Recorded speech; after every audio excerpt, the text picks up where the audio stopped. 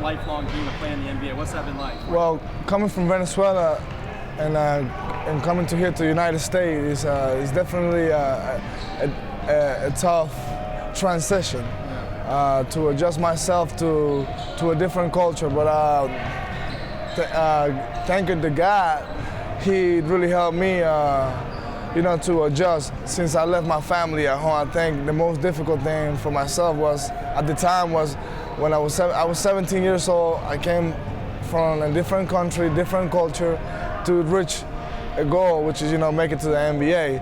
And then at first I was really sad. I was really down because I didn't have no one member of my family. So it's hard when you have to deal with that to try to reach your goals. But the whole journey has been a blessing, blessed for me because I never thought I was going to be what I'm at right now. So nobody thought that I was going to be in the NBA. Nobody thought I was going to get my degree. And I went to University of Maryland. I went there for 4 years. I got my degree, and also I had the chance to get drafted. And now I'm playing in the NBA. So I think back, and I remember all those times where I had a bad practice and I went back home and I didn't have nobody to talk to because my whole family was back. I couldn't really talk to my mom right away or my dad. I remember those days when I went to class and I couldn't really speak English at all. And then I was in a history class sitting in the front, and I didn't know what was the teacher talking about. And I was like, what is all that? So, because of God, He really, He did it. He did it. I mean, He blessed me big time because, like I said, I never thought I was going to go above all those obstacles and all the stuff that I went through that wasn't easy. So my journey is a pretty cool journey. Were there times where you were like, what am I doing here?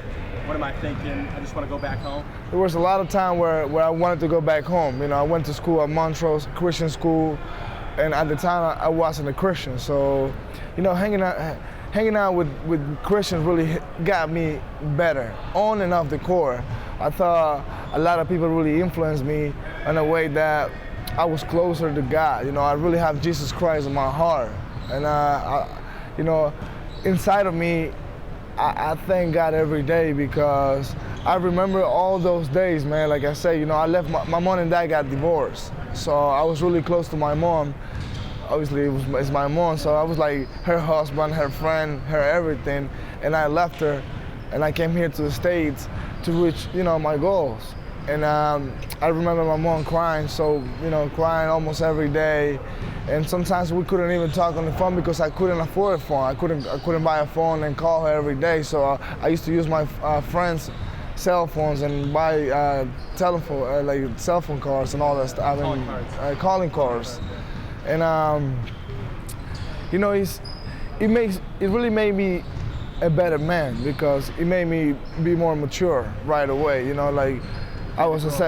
It made me grow as not only as a player, as a basketball player, but as a person too, because I was basically by myself, literally, but I wasn't really by myself. God was watching out for me, was looking out for me, and it wasn't easy, because when I got here, I was like the eighth man in high school. Like nobody was really paying attention to me. Everybody was like, you were on the bench. Yeah, I was on the bench the whole time. Like I was like, I'm working so hard. I was the best player in Venezuela. Now I come to the States. Ain't nobody caring or thinking that I'm really that good. So I had to prove myself. So imagine going through the whole, day of school where you couldn't understand anything in class, and you couldn't really communicate to any of your classmates at all because they couldn't understand you.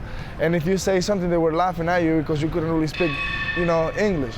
So then going to practice, and you being the last option on the team. You're not even the best player. So I wasn't even the best player. So that really motivated me. And then, I ain't gonna lie. When going back to my room, it was a lot of many times where I went back and I was crying and being like, well, this is not what I really want in my life. And that's when really God came into place. So hey, kind of talk to me. Somehow He did. Hey, relax, just be patient, just keep having faith.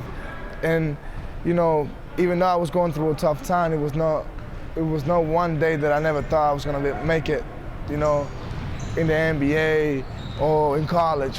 Everybody thought, well, how come you're going to Maryland? You're not really that good. Well, first of all, I thought I wasn't good since high school because I was the last auction. And my senior year in high school, I mean, I had the blessing to play with Kevin Durant. You know, a guy that is a very strong Christian too, and everybody knows he's an outstanding player. You and Kevin Durant? No, not at all. You know, it was a great backcourt.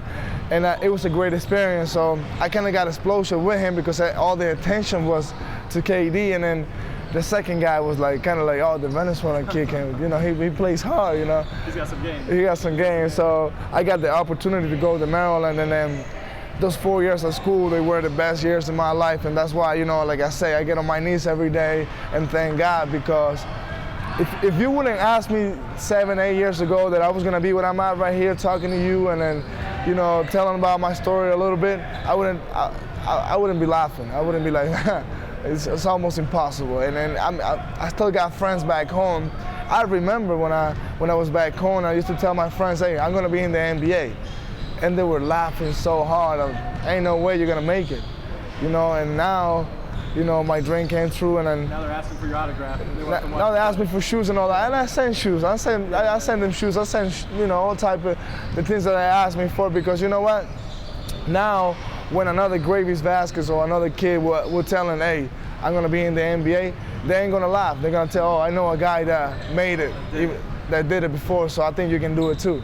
Now, I know you're playing for the Hornets right now, and you got a great organization, great coaches, great management.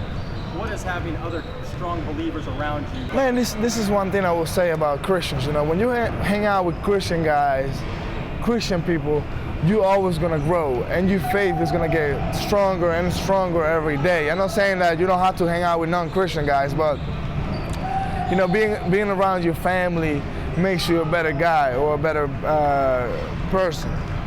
And husband, father, athlete. Yeah, you know, I think you know, being with the Hornets and having Coach Monty Williams being a strong Christian, a guy that don't even cuss, you know, a guy that won't say bad words at all, that really influenced you to just to, you know, keep believing that, you know, you have to do the right thing no matter what. If I can say one thing to young kids, you know, do the right thing when nobody's watching.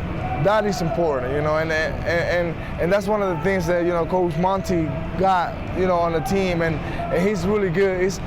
He's really, really good, you know, having just making us understand that life is much more than basketball. Cool. Hey, well, thanks for spending the time with us. Thanks for being a part of it, and I wish you the best this season. No, thank you for having me, man.